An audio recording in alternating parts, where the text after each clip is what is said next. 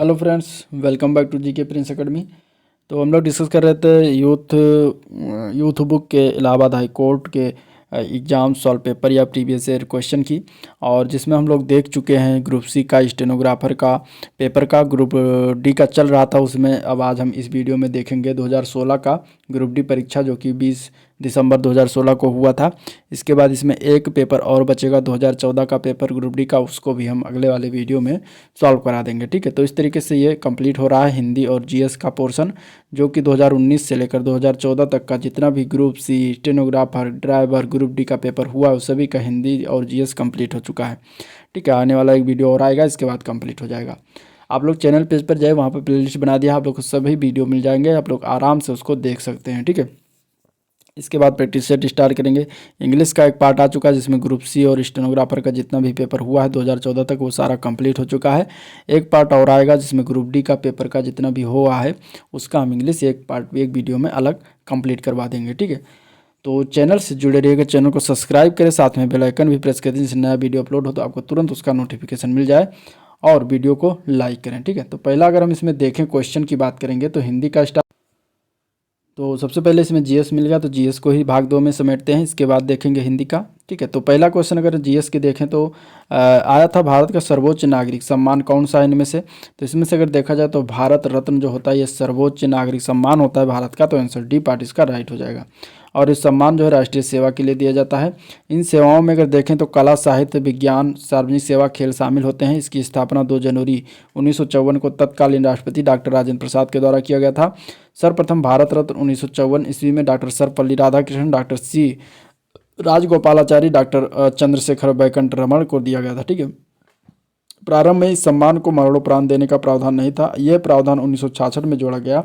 वर्ष 2019 में अगर देखें तो नानाजी देशमुख जनसेवा मरणोपरांत दिया गया, भूपेन हजारिका गायक मरणोपरांत, और प्रणब मुखर्जी ये 2019 में दिया गया। आप लोग 2022 का याद रखिएगा। ठीक है, तो करंट अफेयर से क्वेश्चन जरूर देख के जाइएगा। नेक्स्ट क्वेश्चन देखना है तो वह शब्द चुने जो निम्नलिखित वाक्य वह व्यक्ति जिसके पास अपने पेशे में अल्प प्रशिक्षण है या कोई औपचारिक प्रशिक्षण नहीं है को सर्वोत्तम ढंग से वर्णित करता है। तो उसको हम एक शब्द में क्या कहेंगे, तो उसको हम कहेंगे अप्रवीण, यानी कि अमेच्योर। ठीक है, आंसर आपका ए पार्ट इसमें हो जाएगा। नेक्स्ट क्वेश्चन है, स्थायी रूप से विदेश में रहने वाले व्यक्ति को क्या कहते हैं।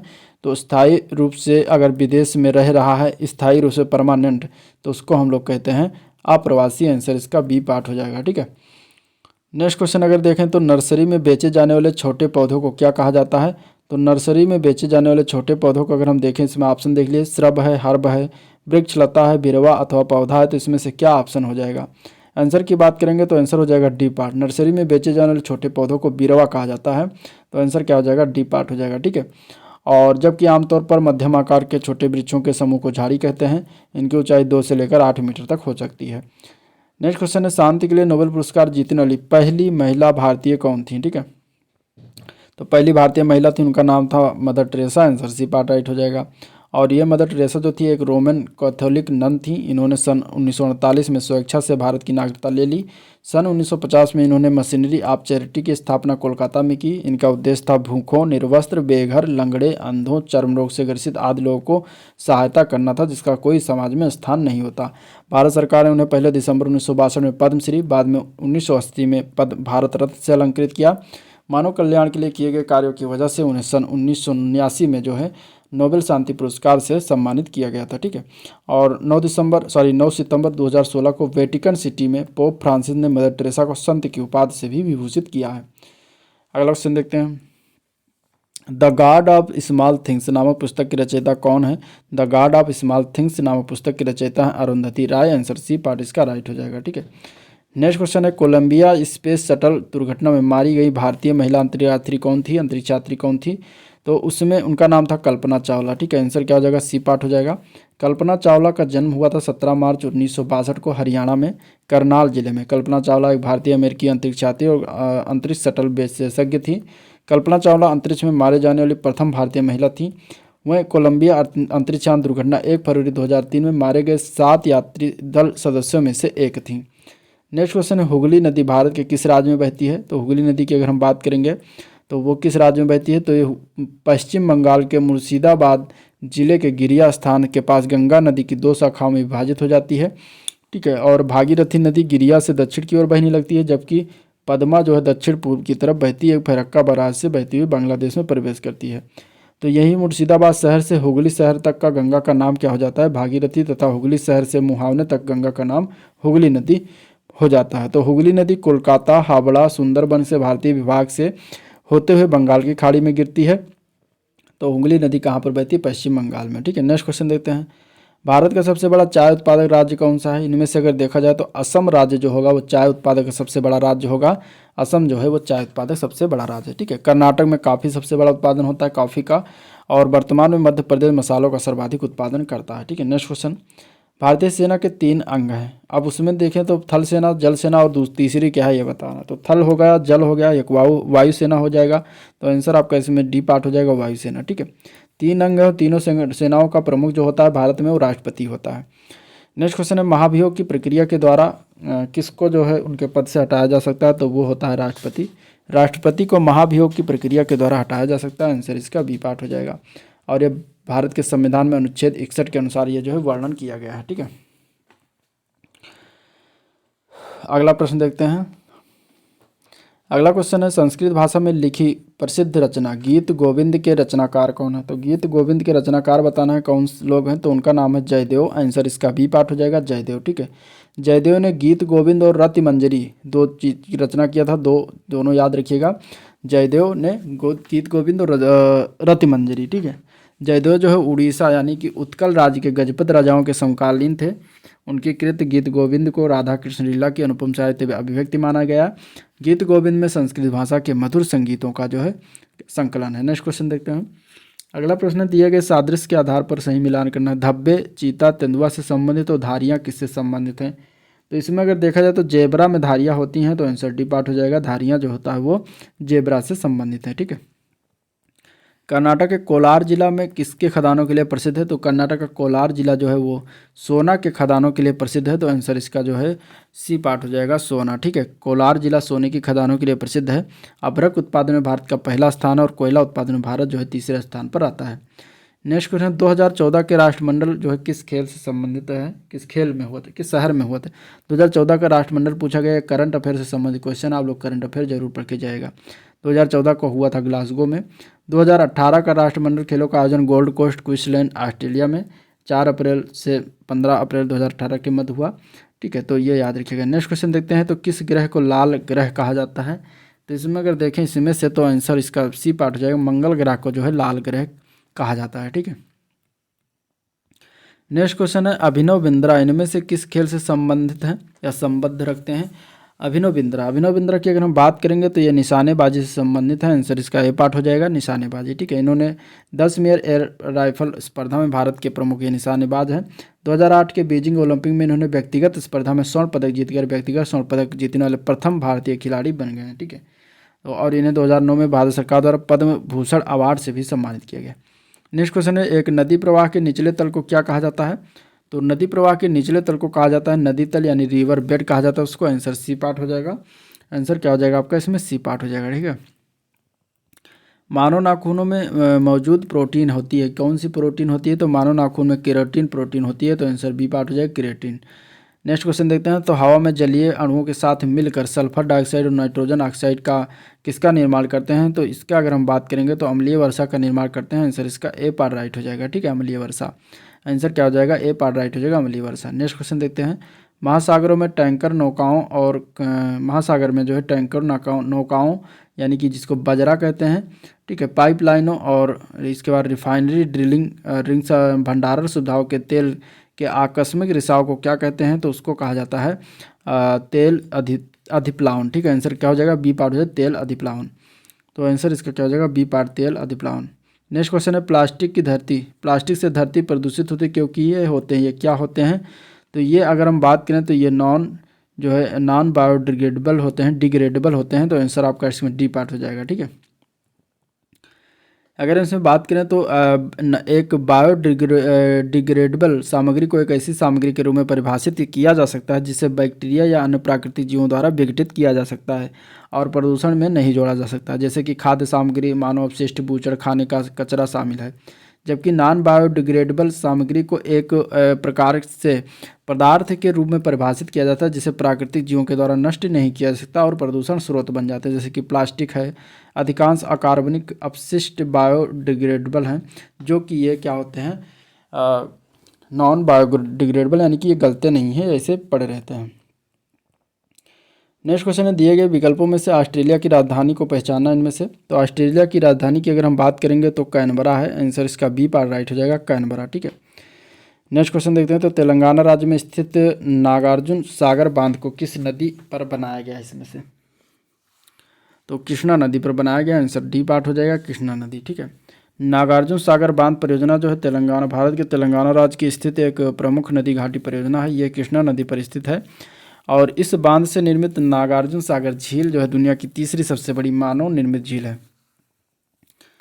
अगला क्वेश्चन है, लोगों का मानना है कि रात के समय पेड़ों के नीचे सोना सुरक्षित नहीं होता, क्योंकि इस कथन के पीछे वैज्ञानिक का कारण यह है कि रात में जो पेड़ क्या होते हैं, तो रात में पेड़ जो है कार्बन डाइऑक्साइड गैस छोड़ते हैं, इसलिए सोना सुरक्षित नहीं होता। तो आंसर बी पार्ट हो जाएगा। ठीक है, तो ये था हिंदी।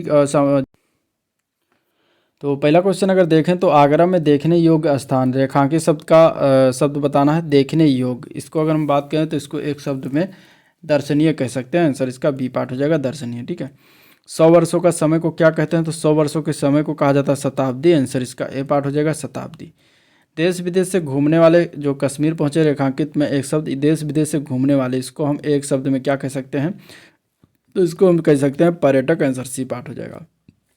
नेक्स्ट क्वेश्चन आया था, निम्न वाक्यों में रिक्त स्थान की पूर्ति के लिए उपयुक्त शब्द बताना है। बारिश, ठंड बढ़ गई, बारिश से क्या हुआ? बारिश के कारण ठंड बढ़ गई, तो यहाँ पे इसके कारण भरा जाएगा, सी पार्ट इसका आंसर सही हो जाएगा। ठीक है, प्रथम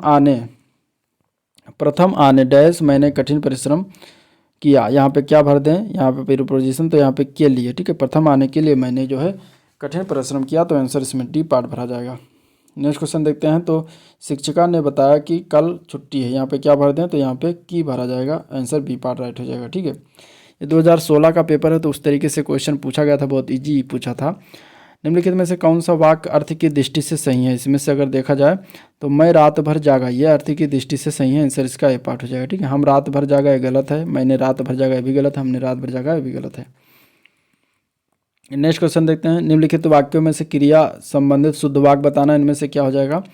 क्रिया से संबंधित शुद्ध वाक्य की बात करें तो वो सोते सोते जाग पड़ा, ये सही रूप से लिखा हुआ है, तो आंसर ए पार्ट हो जाएगा। ठीक है, अब 84 से 88 से क्वेश्चन जो दिया गया है वो अनुच्छेद है, अनुच्छेद यानी पैराग्राफ को पढ़ के जो है क्वेश्चन का आंसर देना है। तो हम लोग क्वेश्चन की तरफ देखते हैं, आप लोग इसका पैराग्राफ पढ़ लीजिएगा। पहला क्वेश्चन देखें तो किस दृष्टि से 6 देश जो है भारत से बड़े हैं? तो इसमें अगर देखा जाए तो 6 देश जो बड़े हैं वो क्षेत्रफल की दृष्टि से बड़े हैं इस पैराग्राफ के अनुसार, तो आंसर डी पार्ट राइट हो जाएगा। भारत जो है स्थान 7वां क्षेत्रफल की दृष्टि से। ठीक है, संसार का सबसे अधिक जनसंख्या वाला देश कौन सा है? तो वह है चीन। ठीक है, लेकिन अब हो जाएगा 2024-25 में भारत ही हो जाएगा। अगला क्वेश्चन देखते हैं, भारत में कितनी जनसंख्या गाँव में रहती है? तो भारत में जो है 3/4 जनसंख्या कहाँ निवास करती है? गाँव में निवास करती है। खेती करने वाले को लोग क्या कहते हैं? तो खेती करने वाले को कहा जाता है किसान, आंसर बी पार्ट हो जाएगा। गांधी जी के अनुसार भारत जो है कहाँ निवास करता है? तो गांधी जी के अनुसार अगर भारत की बात करें तो गाँव में निवास करता है, आंसर सी पार्ट राइट हो जाएगा। ठीक है, 89 से 93 भी अनुच्छेद दिया गया, इसको पढ़ के जो हमें उत्तर अगर आने वाले क्वेश्चन का बताना है। तो पहला क्वेश्चन अगर देखें तो गुरुजी ने क्या सोचा, इस गद्यांश को अगर पढ़ेंगे तो इसका आंसर आएगा डी पार्ट, परीक्षा लेने की सोची, तो आंसर डी पार्ट इसका राइट हो जाएगा। गुरुजी ने किस पर निशाना लगाने की आज्ञा दी? तो गुरुजी ने चिड़िया की आंख पर निशाने लगाने की आज्ञा दी, तो आंसर इसका ए पार्ट हो जाएगा। ठीक है, अन्य शिष्य क्यों सफल नहीं हुए? अन्य शिष्य इसलिए सफल नहीं हुए क्योंकि लक्ष्य पर ध्यान नहीं था, आंसर इसका डी पार्ट हो जाएगा। ठीक है, द्रोणाचार्य ने अर्जुन से क्या पूछा? तो द्रोणाचार्य ने अर्जुन से पूछा कि द्रोणाचार्य ने अर्जुन से पूछा चिड़िया दिख रही। ठीक है, थोड़ा उल्टा लिखा है, हाँ, इसमें द्रोणाचार्य ने अर्जुन से पूछा था कि तुम्हें चिड़िया दिख रही। अगर इस क्या कहते हैं कि पैराग्राफ में अगर पढ़ोगे तो आपको ये उसमें लिखा होगा कि तुम्हें चिड़िया दिख रही, क्वेश्चन मार्क लगाया, यानी कि द्रोणाचार्य पूछ रहे हैं अर्जुन से कि तुम्हें चिड़िया दिख रही है, तो आंसर इसका बी पार्ट हो जाएगा। ठीक है, अर्जुन ने क्या उत्तर दिया? तो अर्जुन ने उत्तर दिया था कि सिर्फ चिड़िया की आंख दिखाई दे रही है, आंसर इसका सी पार्ट राइट हो जाएगा। आशा जीवन में प्रकाश का संचार करती है, रेखांकित शब्द का उचित विलोम, यानी कि आशा का विलोम बताना है। तो आशा का विलोम क्या होता है? आशा का विलोम होता है निराशा। आंसर इसका सी पार्ट हो जाएगा, निराशा। ठीक है, आंसर क्या हो जाएगा? आंसर हो जाएगा सी पार्ट। नेक्स्ट क्वेश्चन है, नवीन शब्द का विलोम बताना। नवीन का विलोम क्या होता है? नवीन का प्राचीन विलोम हो जाएगा। नवीन में नया, प्राचीन में पुराना। नेक्स्ट क्वेश्चन देखते हैं। तो गुलाब जामुन देखकर रमेश के मुंह में पानी आ गया है। रेखांकित मुहावरा जो ये दिया गया है, मुंह में पानी आ जाना, इसका क्या मतलब होता है?